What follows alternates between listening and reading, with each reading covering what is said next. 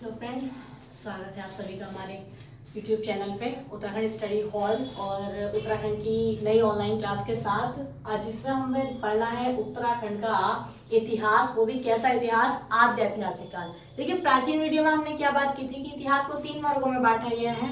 ठीक है, पहला प्रागैतिहासिक काल, उसके बाद में आद्य ऐतिहासिक काल और फाइनली फिर हमें क्या मिलेगा, ऐतिहासिक काल। तो प्रागैतिहासिक काल में जैसा हमने पिछली वीडियो में बताया था कि साक्ष्यों के आधार पर क्या हुआ था, इतिहास का विवरण मिला।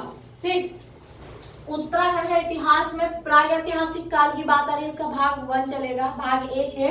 ठीक है, आद्य ऐतिहासिक काल में क्या है कि लेख मिले या फिर धार्मिक ग्रंथ ऐसे मिले जिन्हें एकदम से पढ़ा नहीं गया है ना, मतलब आदि जो हमें साक्ष्यों से जानकारी स्पष्ट नहीं हो पा रही थी, वो फिर हमें बाद में आद्य ऐतिहासिक काल में जो लिखित विवरण हमें मिला है उससे हमें मानव के इतिहास की जानकारी और अच्छे से मिली। ठीक है, तो आज हमें प्रागैतिहासिक काल स्टार्ट करना है उत्तराखंड का। देखिए, यदि बात करें आद्य ऐतिहासिक काल तो इसे पौराणिक काल भी कहा जाता है। आद्य ऐतिहासिक काल को पौराणिक काल भी कहा जाता है। वो क्यों? क्योंकि जितने भी पौराणिक ग्रंथ हैं, हो सकता है वो ब्राह्मण ग्रंथ हो सकता है वो वेद हो सकता है वह महाकाव्य हो, तो ये जितने भी धार्मिक ग्रंथ हैं इनके आधार पर इनसे जो हमें जानकारी मिली है मानव जीवन की। ठीक है, मतलब लिखित विवरण हमें मिल गया, मानव का समाज कैसा था, उसकी स्थिति क्या थी, वो सारी जानकारी हमें मिली पौराणिक ग्रंथों से। तो आद्य ऐतिहासिक काल में मिली। ठीक, तो आद्य ऐतिहासिक काल को क्या कहा जाता है, पौराणिक काल भी कहा जाता है। अब पौराणिक काल के जो इतिहास है उसे जानने के जो स्रोत हमें मिले हैं, स्रोत क्या क्या आ जाते हैं आद्य ऐतिहासिक काल में या पौराणिक काल में। तो पौराणिक ग्रंथ, पुराने ग्रंथ, उसमें नाम आ जाता है, पहला तो आता है धार्मिक ग्रंथ जो धर्म से जुड़े हैं। ठीक है, धार्मिक ग्रंथ, और दूसरी बात आ जाती है लेख वो जिन्हें बहुत मुश्किल से पढ़ा गया है, उनकी लिपि समझ में नहीं आई, लेकिन उसका जब विश्लेषण किया गया तो उसके बाद में इतिहास की जानकारी मिलती रही। तो आद्य ऐतिहासिक काल को जो हम जानेंगे वो स्रोत है 2, एक तो धार्मिक ग्रंथ और दूसरा है लेख। इनके माध्यम से हम मानव का समाज, मानव का इतिहास क्या रहा था प्राचीन समय में, उसके बारे में जानेंगे। तो देखिए, जैसा कि धार्मिक ग्रंथ आया है, सबसे पहला नाम आया है वेद। वेद की बात आई है। वेद का सीधा सीधा अर्थ यदि हम कहें तो होता है ज्ञान, और ज्ञान में भी बात आती है पवित्र आध्यात्मिक ज्ञान।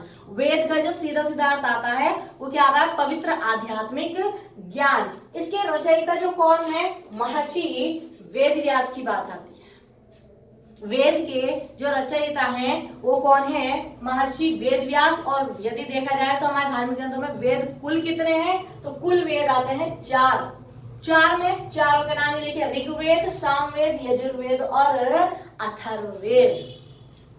सभी को मालूम है ऋग्वेद, सामवेद, यजुर्वेद और अथर्ववेद। अब हमें जानना है कि हमारे उत्तराखंड की इसमें क्या जानकारी मिलती है, हमारे उत्तराखंड से रिलेटेड क्या, मतलब उत्तराखंड का संबंध जो है वो वेदों से कैसा रहा, क्या कोई विवरण मिला है, कोई जानकारी मिली है, कोई जाति रह रही थी या कोई मानव का आश्रय था, क्या था, हम वो जान लेते हैं। देखिए, ऋग्वेद की बात आई है। सबसे प्राचीन वेद कौन सा है, ऋग्वेद। तो ऋग्वेद में पहली बात आती है कि उत्तराखंड देवभूमि, मनुष्यों की पूर्ण भूमि है। तो वेद है, धार्मिक ग्रंथों में वेद का नाम हमने सबसे पहले लिया, तो वेद में नाम आ जाता है, ठीक है, कि उत्तराखंड देवभूमि और साथ ही साथ मनुष्यों की पूर्ण भूमि। ये जानकारी हमें किसमें मिलती है, ठीक है, वेद। और वेद में भी कौन सा आता है, ऋग्वेद। ऋग्वेद में पहली जानकारी। ऋग्वेद में एक और जानकारी मिलती है हमारे उत्तराखंड से ही जुड़ी हुई, कि उत्तराखंड के प्राणा गांव में, उत्तराखंड के प्राणा गांव में, प्राणा गांव क्या है, प्राणा गांव आज आप जो पढ़ते हैं, अध्ययन करते हैं, वो माड़ा नाम आपने सुना होगा, चमोली का माड़ा गांव या फिर इसे अंतिम गांव कहा जाता है। तो उत्तराखंड का जो प्राणा गांव है वो जब प्रलय हुआ था तो प्रलय के बाद सप्त ऋषियों ने अपने प्राणों की क्या की थी, यहाँ पर रक्षा की थी और यहीं से पुनः सृष्टि की शुरुआत हुई थी। इसका अपने में इसलिए भी महत्व है। तो प्राणा गांव जो है वो वर्तमान का चमोली जनपद का माड़ा गांव आ जाता है, जो कि अंतिम गांव बात आती है। तो ऋग्वेद जो है, ऋग्वेद सबसे प्राचीन वेद, सबसे पहली जानकारी जो हमें मिलती है उत्तराखंड की वो मिली है ऋग्वेद में कि उत्तराखंड देवभूमि है, मनुष्यों की पूर्ण भूमि है। यहां से आपके सवाल कैसे बनते हैं? भाई सवाल का जो तरीका है वो ये है कि उत्तराखंड को देवभूमि, नाम तो आपको बहुत सारे मिलेंगे उत्तराखंड के, बहुत ही ज्यादा नाम है, लेकिन सवाल जो बन के आता है वो ये कि उत्तराखंड देवभूमि है या मनुष्यों की पूर्ण भूमि है, ये किस ग्रंथ में कहा गया है।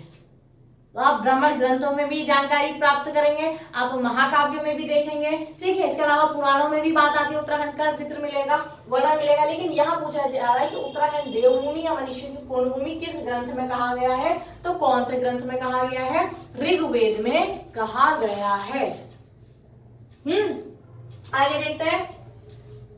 देखिए फिर बात आती है ब्राह्मण ग्रंथों की। ब्राह्मण ग्रंथों की बात कैसे आती है? अब ब्राह्मण ग्रंथ क्यों आए?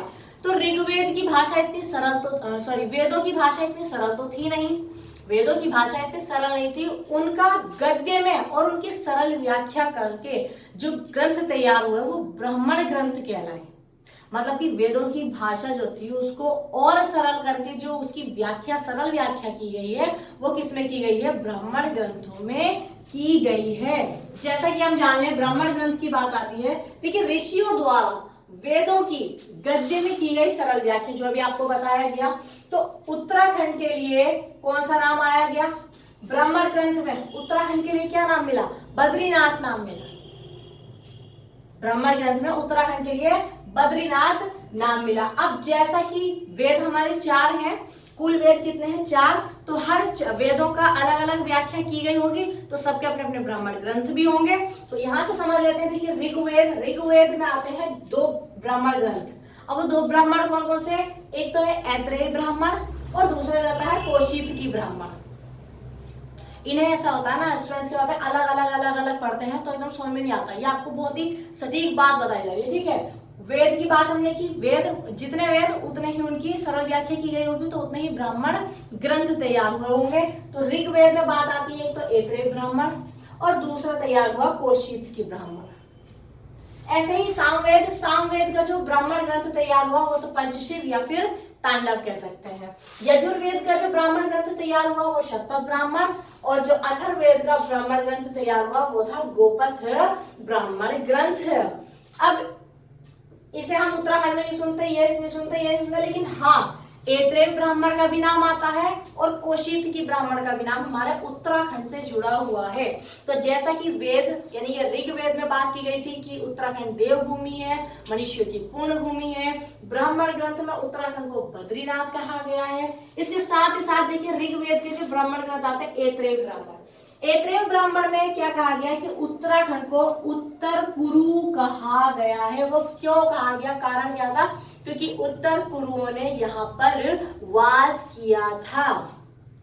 कई जातियां, कई जनजातियां, कई प्रजातियां ऐसी हमारे उत्तराखंड में जो बहुत ही प्राचीन मानी जाती है, उन्होंने भी यहाँ पर वास किया था, उनका अपना इतिहास भी है इसमें। तो ऐत्रेय ब्राह्मण जो कि ऋग्वेद के अंतर्गत आता है, ऐत्रेय ब्राह्मण में कहा गया कि उत्तराखंड को उत्तर कुरु कहा गया क्योंकि उत्तर कुरुओं ने यहाँ पर क्या किया था? वास किया था। अब ऐत्रेय ब्राह्मण के बाद जो दूसरा ब्राह्मण आता है कौशितकी ब्राह्मण, तो कौशितकी ब्राह्मण में कहा गया है कि ये वाक देवी का निवास स्थान क्या है? बद्रिकाश्रम है। बद्रिकाश्रम वर्तमान में उत्तराखंड की स्थिति आ जाती है। तो वाग देवी यानी ये सरस्वती देवी जी का भी जो निवास स्थान है वो कौन सा स्थान है उत्तराखंड का? बद्रिकाश्रम। आपको सबके नाम एक साथ लेंगे, ठीक है। जो एक ब्राह्मण ग्रंथ है वो वेदों की सरल व्याख्या की गई है। ब्राह्मण ग्रंथ में हर वेद का अपना क्या है? ब्राह्मण ग्रंथ है। लेकिन जो ऋग्वेद है, जिस तरीके से ऋग्वेद में जानकारी मिली उत्तराखंड के लिए, ऐसे ही ऐत्रेय ब्राह्मण में मिली और ऐसे ही कौशितकी ब्राह्मण में जानकारी मिलती है। अगला नाम आता है पुराणों का। जब पुराणों की रचना हुई थी तो जो जितने भी प्राचीन आख्यान थे उनसे युक्त जो ग्रंथ तैयार हुए वो कहलाए पुराण। और पुराणों की संख्या लगभग सभी जानते हैं। पुराण कितने हैं? 18। अब इन पुराणों में उत्तराखंड को किस नाम से जाना गया? ठीक, उत्तराखंड को ब्रह्मपुर कहा गया, खस देश कहा गया, उत्तरखंड कहा गया। ये जितने भी ये तीनों नाम जो आपको मिल रहे हैं ये किस में कहे गए हैं? ये पुराणों में कहा गया है। जैसे जैसे ग्रंथों की रचना होती गई वैसे ही वैसे हमारे उत्तराखंड को नाम मिलते रहे। ठीक है, मानव का समाज यानी कि मानवीय जो इतिहास था वो भी इसके इन ग्रंथों के अंतर्गत आ जाएगा। तो उत्तराखंड को ब्रह्मपुर, अब ब्रह्मपुर क्षेत्र क्या है इसका अपने में विस्तार है। खासदेश क्यों कहा गया इसका भी अपने में विस्तार है। उत्तराखंड क्यों कहा गया इसका भी अपने में विस्तार है। वो सारी ही जानकारी आपको एक एक करके दी जाएगी। तो पुराणों में ये सारे नाम हमें उत्तराखंड के देखने को मिलते हैं। अब ये तो पुराणों में बात आई, पुराणों में भी कुछ प्रमुख पुराण आ जाते हैं जैसे विष्णु पुराण है, ब्रह्मा पुराण है, पद्म पुराण, वायु पुराण, भागवत पुराण, अग्नि पुराण और गरुड़ पुराण। और इसमें भी जो हमारे उत्तराखंड से जुड़ा हुआ पुराण है वो है स्कंद पुराण। स्कंद पुराण में क्या वर्णन मिला, सिर्फ स्कंद पुराण की बात आ रही है। स्कंद पुराण में वर्णन मिला कि जो ये पूरा का पूरा हिमालय है ये 5 खंडों में विभाजित है। वो 5 खंड कौन कौन से आ जाते हैं, कश्मीर खंड आता है, जालंधर खंड आता है, ठीक है, केदार खंड आता है, मानस खंड आता है और नेपाल खंड आता है। लेकिन नेपाल को छोड़िए ये अलग देश हुआ, हिमाचल को नहीं कह सकते वो अलग राज्य है, कश्मीर को नहीं कह सकते। लेकिन हाँ, जो केदार खंड और जो मानस खंड है इन दोनों का ही वर्णन हमारे उत्तराखंड से जुड़ा हुआ है। केदार खंड में जितनी भी जानकारी मिली और मानस खंड में जितनी भी जानकारी मिली वो वर्तमान हमारा उत्तराखंड ही है। तो स्कंद पुराण में किसकी जानकारी मिलती है, जो केदार खंड और मानस खंड की। देखिए केदार खंड ये है और मानस खंड यानी कि वर्तमान का कुमाऊं पहले किस नाम से जाना जाता था, मानस खंड के नाम से। और केदार खंड यानी कि वर्तमान का जो गढ़वाल है वो किस नाम से जाना जाता था, वो केदार खंड के नाम से जाना जाता था। अब स्थिति यह आ जाती है मानस खंड और केदार खंड को जो विभाजित करता है, जो इसकी विभाजक रेखा है वो क्या है, तो देखिए बधाड़ पर्वत श्रेणी, या अब हम इसे जानते हैं नंदा देवी पर्वत, जो केदार खंड और मानस खंड को क्या करता है, विभाजित करता है, अलग करता है। कौन सा पर्वत है, बधाड़ पर्वत श्रेणी या फिर नंदा देवी पर्वत इसकी विभाजक रेखा है। पुराणों की भी रचना हो गई। पुराणों में क्या जानकारी मिली, पुराणों से जुड़ा हुआ स्कंद पुराण, स्कंद पुराण के अंतर्गत केदार खंड, मानस खंड, उसमें क्या जानकारी मिली। उसके बाद रचना होती है महाकाव्यों की। और महाकाव्य हमारे कितने हैं भाई, महाकाव्य कितने हैं, 2 ही तो है, महाकाव्य 2 ही तो हैं, एक तो रामायण और दूसरा महाभारत। देखिए रामायण की रचना की बात आ जाए तो प्रथम व दूसरी शताब्दी, इसके रचनाकार कौन है, वाल्मीकि।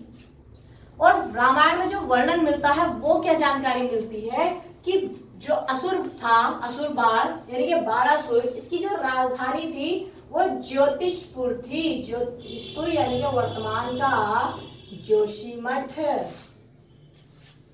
ठीक। तो बाणासुर की राजधानी ज्योतिषपुर थी। इसका वर्णन हमें मिलता है कौन से ग्रंथ में, कौन सा महाकाव्य में, रामायण में। और दूसरा ग्रंथ आता है महाभारत। तो महाभारत के रचनाकार जैसे कि वेद व्यास है महाभारत के रचनाकार। इसमें जो वर्णन मिलता है, जो जानकारी मिलती है वो देवप्रयाग के बारे में मिलती है।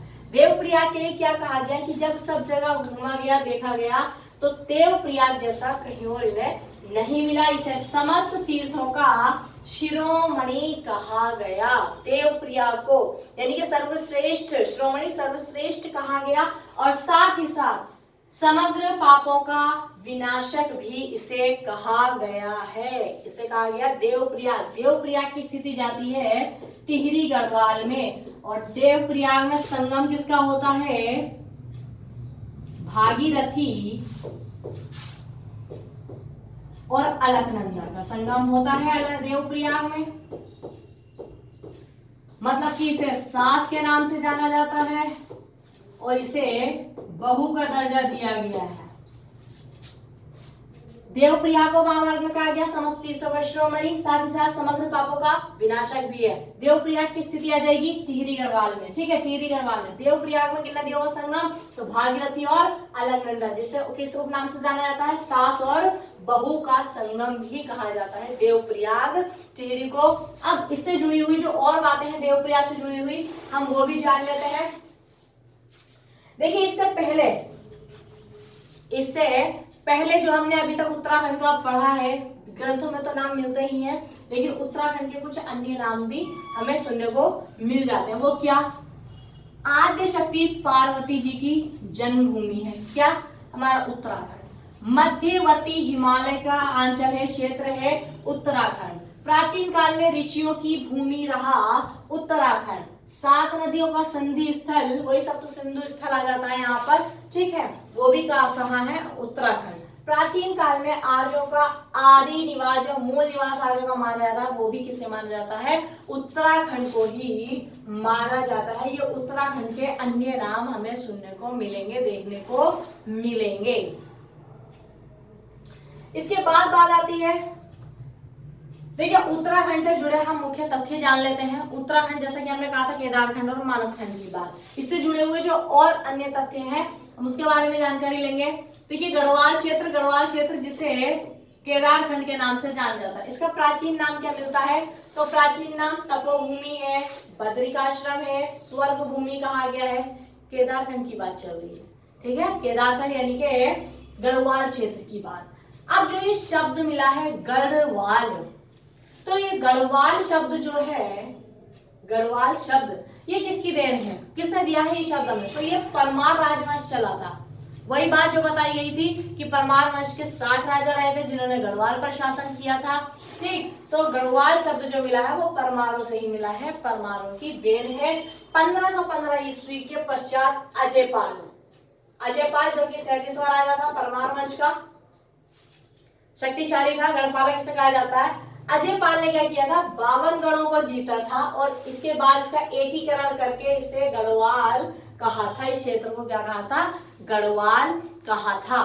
लेकिन देखिए आप यहां से 52 गढ़ों की बात आ रही है, लेकिन अगर हम महाभारत की स्थिति देख लें या फिर बहुत प्राचीन समय की बात कर लें तो 52 गढ़ों से पहले, ये तो 52 गढ़ है अजयपाल का समय, लेकिन इससे पहले भी जो ये क्षेत्र था वो कितने गढ़ थे? इसमें 100 गढ़ थे।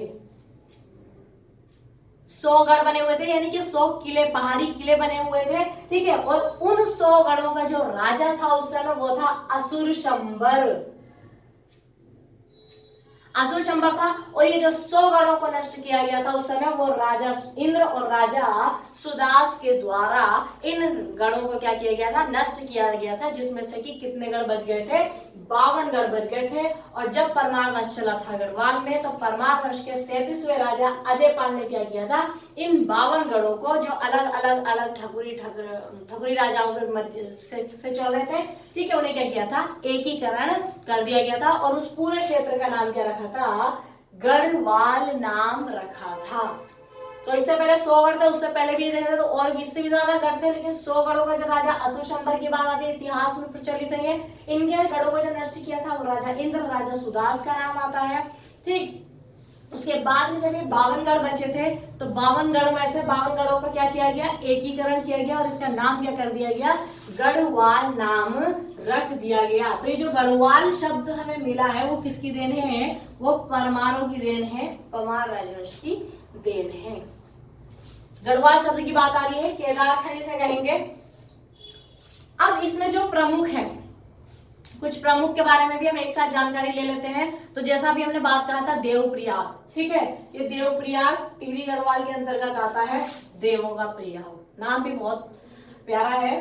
तो देवप्रयाग में फेमस है देखिए रघुनाथ मंदिर। रघुनाथ मंदिर क्यों प्रसिद्ध है? क्योंकि भगवान राम ने यहाँ पर अंतिम समय में क्या की थी? तपस्या की थी। तो भगवान राम ने जो अंतिम समय में तपस्या की थी वो कौन से मंदिर में? रघुनाथ किसका पर्यायवाची है? राम जी का ही तो पर्यायवाची है। तो राम जी के नाम से ही कौन सा मंदिर का नाम क्या कर दिया गया? रघुनाथ मंदिर। तो रघुनाथ मंदिर जो कि द्रविड़ शैली में बना हुआ है, ठीक है। तो रघुनाथ मंदिर की स्थिति देवप्रयाग, टिहरी गढ़वाल। देवप्रयाग का स्थान आता है सितोंस्यू पट्टी। अब सितोंस्यू पट्टी में क्या बात आती है? सितोंस्यू पट्टी क्यों इतनी प्रसिद्ध है? तो सीता जी जो पृथ्वी में समाई थी वो सितोंस्यू पट्टी स्थान पर ही समाई थी। और यहाँ पर इसलिए क्या लगता है? मनसार का मेला इसी स्थान पर सितोंस्यू पट्टी में लगता है। तो भगवान राम से जुड़ा हुआ स्थान या मंदिर रघुनाथ मंदिर, सीता जी से जुड़ा हुआ स्थान या कोई स्थान तो सितोंस्यू पट्टी। एक और स्थान प्रसिद्ध है तपोवन। तपोवन ये टिहरी गढ़वाल की बात आ रही है, हालांकि आपका तपोवन उत्तराखंड में और भी बहुत सारे हैं, लेकिन ये विशेष है टिहरी गढ़वाल वाला। क्यों? तपोवन में क्या हुआ था, लक्ष्मण जी ने भी तपस्या की थी। तो ये सब इतिहास प्रचलित है, रामायण कालीन बात आ रही है। भगवान राम ने तपस्या की थी, रघुनाथ मंदिर, सीता जी पृथ्वी में समाई थी, सीतोन पट्टी। लक्ष्मण जी ने तपस्या की थी टिहरी गढ़वाल के तपोवन में। इसके अलावा देवप्रयाग में बात आती है, वशिष्ठ आश्रम, वशिष्ठ कुंड, वशिष्ठ गुफा, इन सब की स्थिति टिहरी गढ़वाल में। क्यों? क्योंकि वशिष्ठ मुनि द्वारा यहाँ पर क्या किया गया था, वास किया गया था। अब ये वशिष्ठ मुनि कौन थे? तो ये राम जी के कुल गुरु थे, भगवान राम के कुल गुरु थे। कौन? वशिष्ठ मुनि, जो कि अपनी पत्नी अनिरुद्धति के साथ आए थे विश्वन नामक पर्वत पर, एक कंद में रहे थे, यानी कि गुफा में रहे थे। वो गुफा कौन सी थी? वशिष्ठ गुफा थी। तपस्या करने के लिए जो कुंड तैयार हुआ था वो वशिष्ठ कुंड के नाम से कहलाया। जो उसके बाद में वर्तमान में आश्रम देखने को मिलता है वो वशिष्ठ आश्रम। ये सारे सवाल आपके इस तरह से बन जाते हैं। तो टिहरी गढ़वाल क्लियर हुआ। आगे देखें पौड़ी गढ़वाल। पौड़ी गढ़वाल का स्थान बहुत ही ज्यादा फेमस है भाई, कर्माश्रम। ये ऋषि कर्म से संबंधित है कर्माश्रम। तो कर्माश्रम का सीधा सीधा सवाल जो बनता है, पहली बात तो ये कि ये वर्तमान नाम इसका कुछ और है। वर्तमान नाम चोका घाट। कर्माश्रम ऋषि कर्म की तपस्थली रहा था, ये कर्ण ने यहाँ पर वास किया था, ठीक है, कर्म की स्थली, तो कर्माश्रम। इसके बाद में बात आती है, इसका वर्तमान नाम चोका घाट मिलता है, जो कि कौन सी नदी के तट पर है? मालिनी नदी के तट पर है। और वसंत पंचमी को प्रतिवर्ष यहाँ पर क्या लगता है? मेला लगता है। क्या लगता है? मेला लगता है। कब लगता है? वसंत पंचमी को मेला लगता है। प्राचीन समय में दो विद्यापीठ सुनने में आते हैं, और वो दो विद्यापीठ में बात आती है, तो बद्रिकाश्रम और एक कर्माश्रम। इसका अपने में महत्व है, इसका अपने में महत्व है। अब कर्माश्रम पढ़ रहे हैं तो कर्माश्रम को देखते हैं कि किस तरह से ये इतना प्रसिद्ध माना जाता है। तो टिहरी गढ़वाल का देवप्रयाग बहुत ज्यादा प्रसिद्ध है, ऐसी बात होती है कर्माश्रम, ठीक है। तो वर्तमान नाम चोका घाट हुआ, मालिनी नदी तट पर हुआ। मेला कौन सा लगता है प्रतिवर्ष? वसंत पंचमी का मेला यहाँ पे लगता है। दो विद्यापीठ प्राचीन समय में कहे जाते हैं, बद्रिकाश्रम और कर्माश्रम। तो यहाँ पर हम बात कर रहे हैं कर्माश्रम की। ये जन्मस्थली रहा, जो कर्माश्रम है वो जन्मस्थली रहा, यानी कि किसने जन्म लिया था? तो महाभारत युद्ध के चलते हैं यहाँ पर जो राजा भरत का नाम आ रहा है वो महाभारत युग के हैं, ठीक है। तो जन्मस्थली रही सम्राट भरत की, उन्होंने भी यहीं पर जन्म लिया, इस भूमि पर जन्म लिया, और इन्हीं के नाम से हमारे देश का नाम क्या पड़ा था? भारत पड़ा था। इसके अलावा यहाँ पे प्रेम प्रसंग देखने को मिलता है किसका? दुष्यंत का और शकुंतला का। अभी दुष्यंत कौन थे? तो हस्तिनापुर के शासक जो थे वो राजा दुष्यंत थे। अप्सरा मेनका तथा विश्वामित्र की जो पुत्री थी वो कौन थी? शकुंतला थी। तो दुष्यंत और शकुंतला का जो प्रेम प्रसंग स्थल है वो भी क्या है? कर्माश्रम ही है। अरे समझ रहे हैं बात को? एक एक पॉइंट से आपको इतनी जानकारी आराम से मिल रही है, ठीक है, एक ही वीडियो में। उसके बाद बात आती है जब इनका प्रेम प्रसंग की बात आती है, जैसा कि हमने कहा महाभारत समय की बात है। महाभारत के कुछ पर्व जुड़े हुए हैं, जैसे भीष्म पर्व कह दें, आदि पर्व कह दें, आरण्यक पर्व कह दें। इस तरह से महाभारत के बहुत सारे चैप्टर हमारे उत्तराखंड से जुड़े हुए हैं। तो देखिए कर्माश्रम में ही अंतिम रचना जो की थी कालिदास जी ने, कालिदास जी की रचना है अभिज्ञान शाकुंतलम। कालिदास जी की अंतिम रचना अभिज्ञान शाकुंतलम। देखिए शाकुंतलम का नाम आया है तो ये शकुंतला से जुड़ा हुआ है, जाहिर सी बात है। संस्कृत में ये नाटक के रूप में लिखा गया है अभिज्ञान शाकुंतलम। तो ये जो इनका प्रेम प्रसंग रहा था दुष्यंत का, कैसे इनका प्रणय हुआ, कैसे विवाह की स्थिति आ जाती है, कैसे इनका बाद का जीवन है, वो सारी ही जानकारी जो मिली है वो कौन से ग्रंथ में, कौन सी रचना में?